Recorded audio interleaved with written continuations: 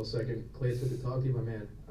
You're fighting against a newcomer, not only to the PFL, but to the U.S. As far as I can tell, Yamato hasn't fought outside of Asia so far. Did that present any challenges to you during your preparation? I mean, right at a different promotion, this guy was fighting on the other side of the planet. I can imagine it's hard to gauge his experience and competition level in that scenario. Yeah, he ain't never fought nobody like me. I can guarantee that. He's on a 10-fight win streak or something like that. I think he has 6 draws on his record. He's winning unanimous decisions. So I think he has his hands full. I think he's bit off a little more than he can chew with Cassius Clay Collard, and I'm ready to go prove it this Friday night. No doubt you're looking for a finish. You've had 6 straight fights go to a decision. Is there any sense of pride you take from being able to drag these dudes into the full 15-minute fight and still have a chance to win it at the end of the decision? So we don't want to do decisions no more. I keep losing close ones, you know. So I don't want to do decisions no more. I want to go in there and finish these guys. I feel like I have made the proper changes in my fight camp this year to be able to do that. So I guess wait and see. Tune in. And last one for me. I see you got the Mortal Kombat dragon right there on the shoulder. Is that Raiden underneath it? I can't really tell. Yes, sir. That's Raiden. There we go. I'm dying for them to make another movie, man. We really need one. Yeah, you know, I think they need to get rid of the CGI and start doing a little more of the martial arts.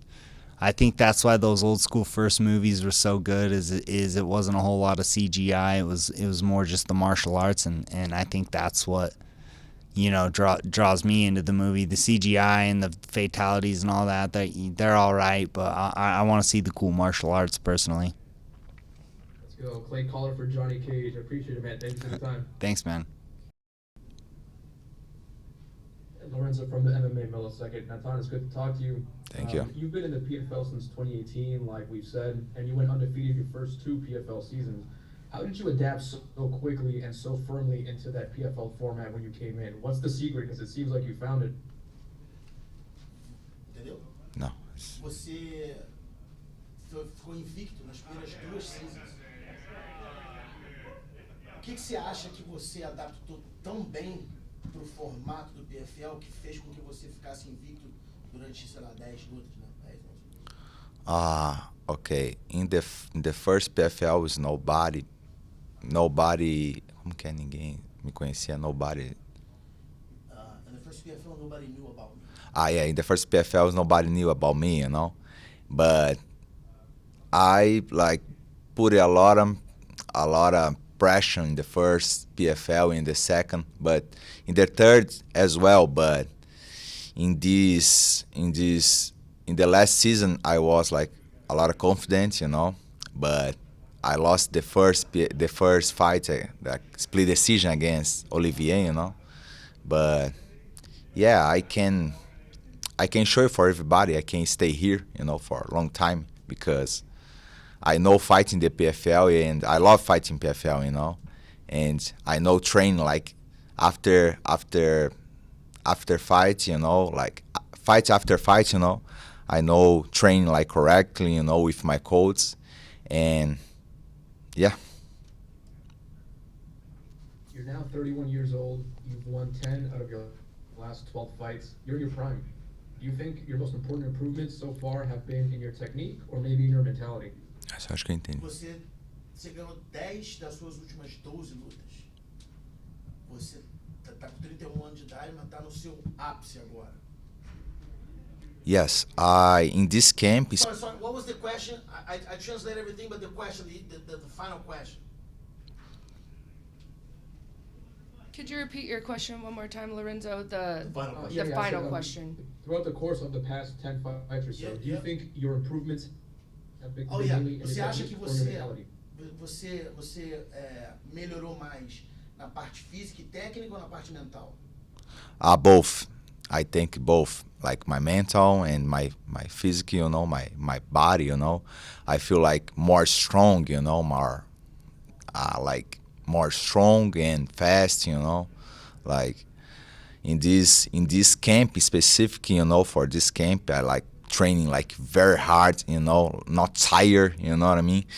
And I was like very, very strong. All sessions is sparring training, you know. I like training like, you know, I'm in my prime of my career, you know. Sure, thanks, appreciate this so much. Thank you. Hi, Jarrah, it's good to talk to you. You have a good amount of KO and submission finishes on your record. Right now, you're matched up against the championship striker in Sadibou. Which aspect of your game do you think will get the most work on this Friday? انت بشكل عام عندك كتير كي اوز وسبمشن على الريكورد تبعك، بس هلا رح تلعب مع ساديبو اللي هو معروف بالسترايكينج تبعه. شو نقطة الجيم تبعك اللي انت بتحس رح تفيدك بهاي المباراة؟ بحس انه هو راح يكون دائما خايف انه ينزل معي على الارض. انا بلاك بالجوجيتسو، بحس انه السترايك تبعي ملائم للسترايك تبعه. بحب العب مع حدا بيلعب بهاي الطريقة. راح يكون هو اللي مش عارف باي مكان حيكون بجوا الكيد، ما بده اعمل له تيك داون، بده يضل يحافظ على المسافة. انا بعرف كيف اسكر على هاي المسافة، مش شرط اعمل له تيك داون، ممكن انافسه على السترايك كمان، بس هو دائما حيكون حذر من التيك داون، ما راح يكون مرتاح جوا الكيج. انا حكون مرتاح اكثر منه. I think it's no secret that grappling might be a pretty big part of this game. I am a jiu-jitsu black belt, and should the fight go to the ground, I'd definitely be looking to use those skills. But I also like to strike. So I think what's really going to help with this fight is mixing it up and keeping Sadibou guessing whether we're gonna keep the fight standing against the cage or make it into a jiu-jitsu fight. Your nickname is the Jordanian Lion. There's a ton of history that comes out of Jordan. What can you tell us about your home country, your hometown, how it helped shape you as a person and as a fighter? انت اسمك الاسد الاردني، والاردن معروف عنها يعني تاريخ الاردن والاثار اللي موجود فيها. شو بتقدر تحكي لنا عن حياتك بالاردن وكيف هي ساعدتك تجهز انك تكون فايتر؟ يمكن نحن بالاردن في عدد كتير قليل من المقاتلين. بنحاول دائما نوصل رسالة انه ممكن حدا يطلع من مجموعة كتير بسيطة كتير قليلة يوصل للعالمية ويقدر ينافس بأعلى المستويات. الحمد لله أنا وكمان أكتر من حدا يعني موجود في الأردن قدرنا نثبت هذا الإشي. اليوم إحنا عندنا مقاتلين موجودين بأكبر المنظمات وعم بنافسوا على أعلى المستويات، فهاي الرسالة اللي كلنا بنحاول نوصلها. You know, Jordan is a pretty small country with very few fighters, but all of us are united in the message that we want to get across, that from such a small, simple, humble country, that you can create fighters that can compete on the highest levels, and we're starting that. You currently have Jordanian fighters in all of the largest promotions in the world, and we hope that this will continue. Sounds good. Thank you so much for the time. Thank you. Lorenzo from the MMA Millisecond. Olivier, it's good to talk to you, my man.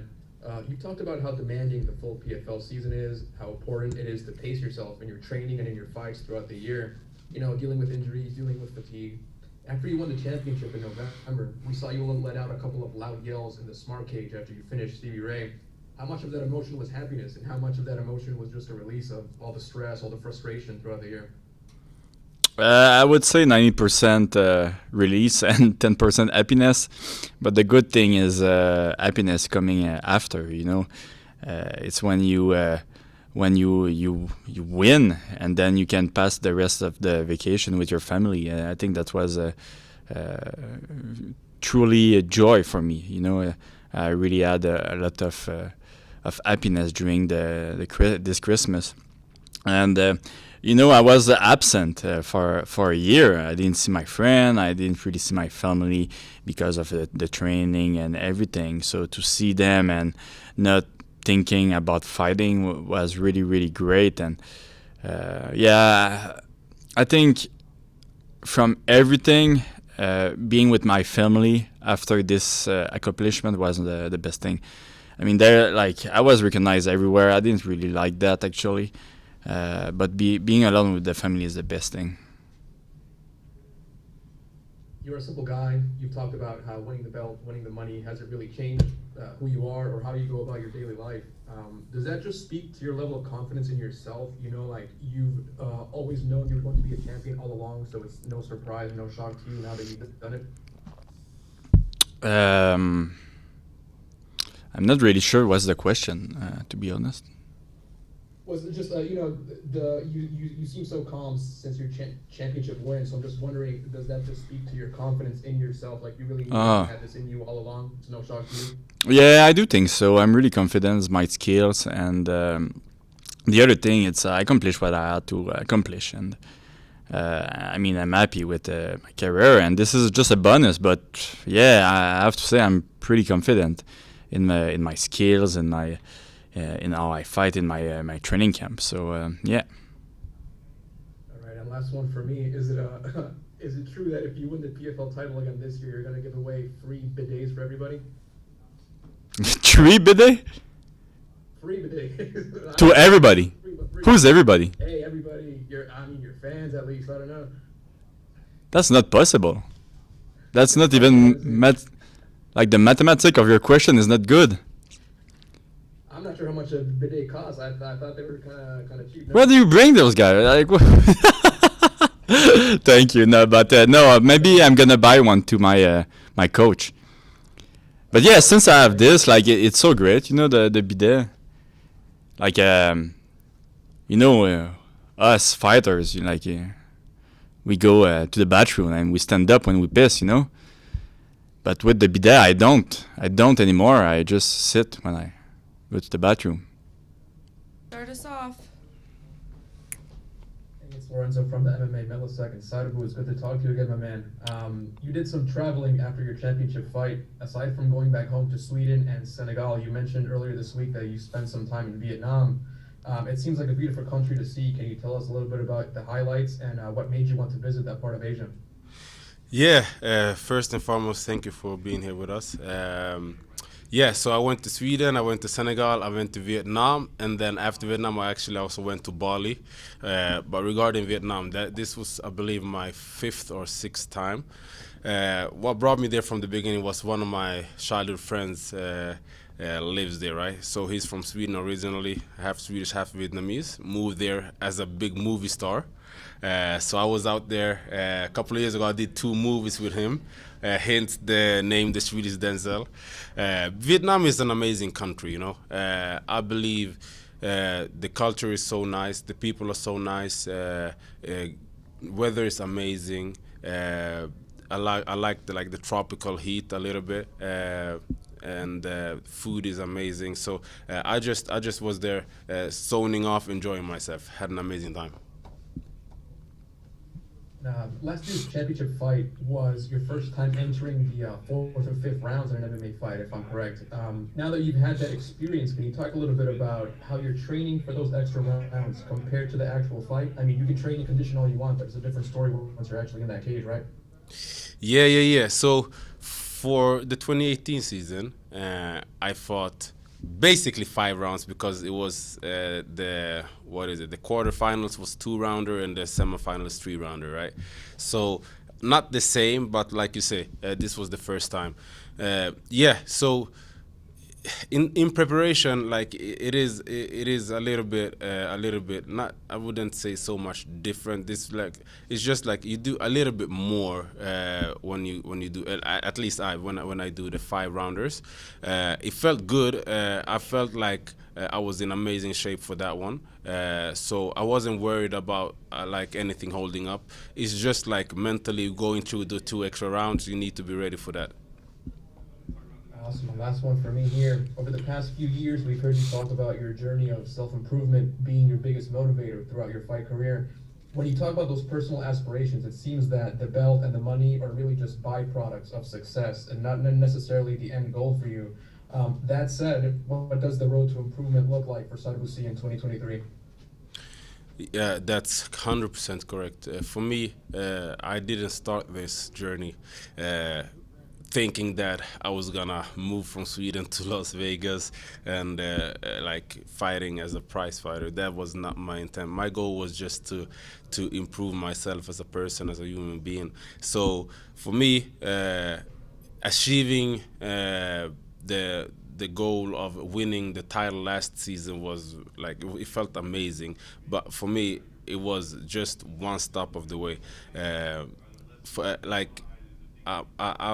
I've been saying this the whole time that I don't want to be looked as a striker with takedown defense. I want to be a complete MMA fighter, and I feel like I'm working my way towards that.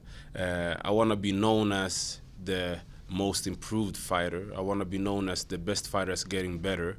Those are the things that I actually take with me. So what I think is scary is I'm not even in my prime yet, and I truly believe that you haven't seen the best of me, and I'm still the champion of 2022. It's always good talking to the Swedish Denzel. Thanks a lot, man. Appreciate you. Hey, it's Lorenzo from the MMA Millisecond. Shane's good to talk to you, my man. How's it going? Your last fight in the cage was 9 months ago, almost to the day. A couple of years ago, you were out for 11 months between fights also. Can you talk a little bit about how you managed to keep your mental state poised and ready during an extended period of time off? Yeah, I stay in the gym. Like everyone's like, what are your hobbies? I don't have hobbies. I love training, especially when I don't have a fight. If there's an injury or something like that, I'm always in it. I'm training around it. So I eat, sleep, and breathe the sport. I really do love the sport. And my favorite thing to do when I don't have a fight is to get back to the gym and train. So just staying ready. I got a bunch of teammates who have a really big team, so I don't really ever get out of shape. PFL fans have been waiting for your debut ever since you signed with the promotion in 2022. There's a lot of top competition in this division. What can you tell the PFL fans about how you believe you stack up against the rest of them and what they can expect from you in 2023? Absolutely. The PFL lightweight division is stacked. I think the lightweight and the featherweight are the two most stacked divisions. If you look at the talent, the guys coming in are world-class athletes coming from world-class gyms too. So I'm not overlooking any of them. A lot of people are like, oh, he's going to the PFL, he's going to get easier fights. Hell no, I'm not thinking that way at all. I think these guys are tough, and the fact that I'm moving up to 55 is going to be another challenge too. So I'm excited for it. I think that I match up well with all of them, and obviously I wouldn't have signed up, and I wouldn't be here right now if I didn't believe myself. I believe my skills would trump everything, all of them. It's been raining here in South Florida for like 4 days straight. It feels like a hurricane, but the real hurricane's on this Friday, baby. So I'm excited to see you fight, man. Yes, sir. Hurricane in Vegas, the first ever. Thank you.